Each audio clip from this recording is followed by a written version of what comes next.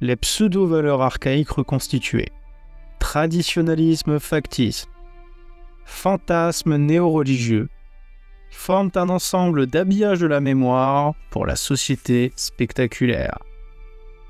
Guy Debord, la société du spectacle. Bienvenue dans les Légions du Bon Larron. Ici, nous cherchons la lumière avec vous jusque sur la croix. Il parle d'ordre, de hiérarchie, de virilité. Il se présente comme les plus fidèles, les plus intransigeants, les plus catholiques des catholiques. Mais derrière cette armure, que défendent-ils vraiment? Un évangile ou une image? Un Dieu vivant ou un archétype façonné à leur image? Dans certains cercles aujourd'hui, on invoque le nom du Christ pour imposer l'ordre, pour réclamer le pouvoir, pour sacraliser la domination du plus fort. On prétend sauver l'Église, mais on oublie la croix. On parle de restauration, mais on efface la grâce. Et si, en réalité, la véritable puissance ne se trouvait pas dans la conquête, mais dans l'abandon. S'abandonner soi-même pour renaître en Dieu. Et si la vraie restauration de l'Église passait par ce qu'il méprise le plus, la faiblesse assumée, la douceur évangélique et cette force intérieure que seul l'Esprit Saint peut donner. En son temps, saint Thomas d'Aquin dira « On voit la sottise de l'opinion pélagienne selon laquelle l'homme, en l'état de péché, peut éviter le péché sans la grâce. Il y a des erreurs anciennes et des erreurs qui reviennent sous de nouveaux habits. Le pélagianisme, cette hérésie des premiers siècles, prétendait que l'homme pouvait se sauver par sa propre volonté, que la grâce n'était pas nécessaire, que l'effort, la discipline, la vertu suffisaient. Aujourd'hui, cette illusion revient. On l'appelle néo-pélagianisme.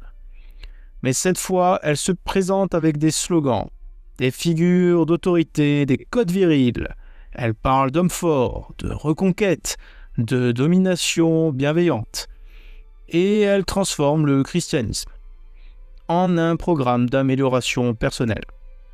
On ne prie plus pour recevoir, on s'entraîne pour mériter.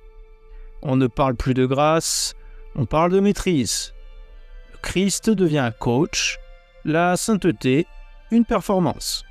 Mais ce modèle n'a rien d'évangélique. Il est païen.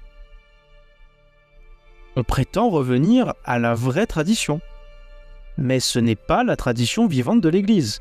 C'est une tradition rêvée, imaginée, bricolée.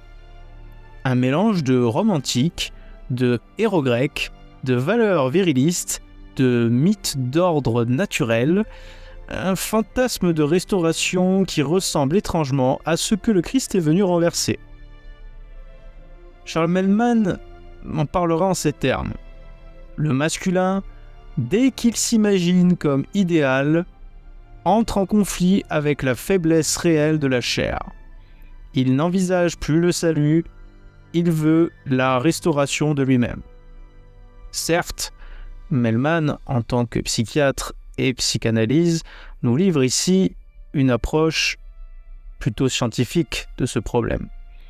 Mais il est intéressant de noter que ceux qui se croient les plus fidèles, les plus orthodoxes, les plus enracinés, sont parfois, si ce n'est malheureusement souvent, les plus mondains.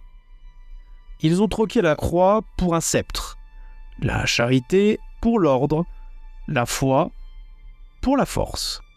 Mais le Christ ne s'impose pas. Il se donne. Et l'Église ne s'est pas construite sur des hommes puissants, mais sur des hommes habités. Tous ceux qui prendront l'épée périront par l'épée. Matthieu 26, verset 52. Ce n'est pas par la domination qu'on restaure la foi. C'est par la grâce reçue et la faiblesse offerte. La force d'être doux, c'est déjà une rupture avec le monde et peut-être le premier pas vers le royaume de Dieu. Et pourtant, il suffit d'ouvrir l'Évangile pour voir à quel point ces fantasmes d'autorité, de conquête et de puissance s'effondrent devant la personne même de Jésus. Car Jésus n'a jamais été un conquérant. Il n'a jamais revendiqué sa masculinité. Il n'a jamais appelé à restaurer un ordre naturel perdu. Il a lavé les pieds, il a pleuré, il a accueilli les enfants, il a laissé entrer les prostituées, il a fui quand on pouvait faire de lui un roi. Et lorsqu'on est venu l'arrêter, il a guéri celui que Pierre avait blessé. Mettez-vous à mon école, car je suis doux et humble de cœur, dira-t-il en Matthieu 11, verset 29. Voilà le Christ, voilà notre Seigneur et notre Dieu. Ce n'est pas la force extérieure qui l'a défini, c'est l'amour offert, la puissance de ne pas répondre à la violence, le courage de se taire sous les coups, la souveraineté de pardonner au moment même de l'injustice. Père, pardonne-leur, ils ne savent pas ce qu'ils font. Luc 23, verset 34. Le Christ a renversé tous les schémas virilistes, antiques ou modernes. Et ceux qui veulent aujourd'hui le revêtir d'une armure idéologique trahissent la logique même de l'incarnation. Ils croient défendre la foi, mais ils défendent une image, une projection de leurs blessures, de leurs peurs, de leurs rêves de contrôle. Ils veulent imposer, là où le Christ s'est laissé briser. Ils parlent de reconquête, mais ne conquièrent que leur propre caricature. Et c'est là l'ironie la plus douloureuse. Ceux qui se disent les plus catholiques, les plus enracinés, les plus virils au nom de la foi, sont parfois objectivement ceux qui introduisent des mythes païens que l'Évangile avait chassés. Leur Dieu ressemble plus à Mars ou à César qu'au crucifié.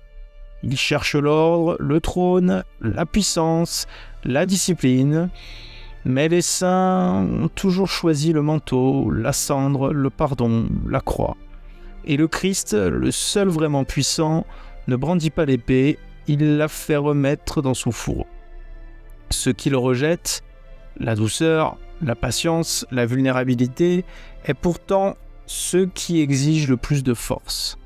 Parce que cela ne vient pas de l'homme, mais de Dieu. C'est là le paradoxe. Il est plus facile de dominer que de se livrer, plus facile d'imposer que d'aimer, plus facile de rejeter que de pardonner. Et c'est précisément pour cela que le Christ nous demande l'impossible, pour que nous cessions d'essayer sans lui. Car sans la grâce, nous ne pouvons rien. La force d'être doux n'est pas une option, c'est la seule manière de suivre le crucifié. Et c'est peut-être cela, la seule virilité que le royaume reconnaît. Tendre l'autre joue demande infiniment plus de force que de frapper en retour. Aimer un ennemi est bien plus difficile que de se défendre. Se laisser insulter sans se venger est une victoire que le monde ne voit pas. Mais le royaume célèbre la victoire des justes. Voilà la force d'être doux. Et cette force-là n'est pas humaine. Elle est divine. Elle ne se mérite pas. Elle ne se conquiert pas. Elle se reçoit. Ma grâce te suffit. Ma puissance donne toute sa mesure dans la faiblesse. 2 Corinthiens 12, verset 9. Ce que les virilistes rejettent comme faiblesse est en réalité plus exigeant que tout ce qu'ils prônent. Détruire, contraindre, imposer, cela est à la portée de n'importe quel homme. Mais marcher dans la charité, tenir dans la persécution, pardonner sans retour et aimer quand on nous crie vengeance, cela ne peut se faire que dans la grâce. Et cela exige tout. La restauration de l'Église ne passera pas par la virilisation du sacré, mais par des cœurs brûlants de miséricorde, des âmes humiliées mais vivantes, des hommes et des femmes qui, chaque jour, acceptent de mourir un peu à eux-mêmes, pour que le Christ vive pleinement en eux. Sans moi, vous ne pouvez rien faire. Jean 15, verset 5. Et s'il fallait tout renverser, si le seul véritable puissant, ce n'était ni le président d'une superpuissance quelconque, ni un milliardaire, ni un chef de guerre, mais celui qui accepte d'être faible et qui laisse Dieu déployer sa force en lui, celui qui s'est annihilé pour que le Christ vive en lui. Ce n'est plus moi qui vis, c'est le Christ qui vit en moi. Galates 2, verset 20.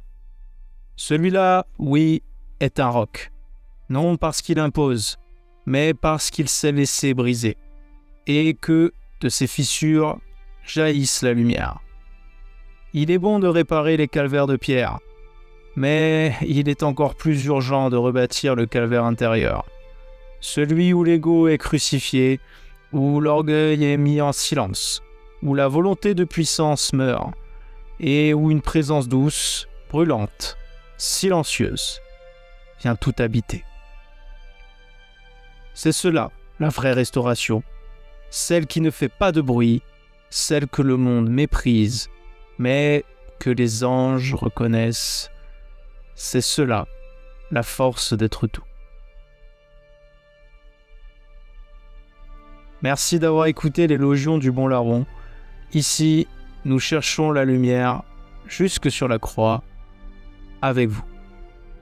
Et n'oubliez pas, la seule puissance que nous proclamons est celle de celui qui s'est laissé crucifier par amour. Si quelqu'un veut venir à ma suite, qu'il renonce à lui-même, qu'il prenne sa croix chaque jour et qu'il me suive. Luc 9, verset 23. Amen.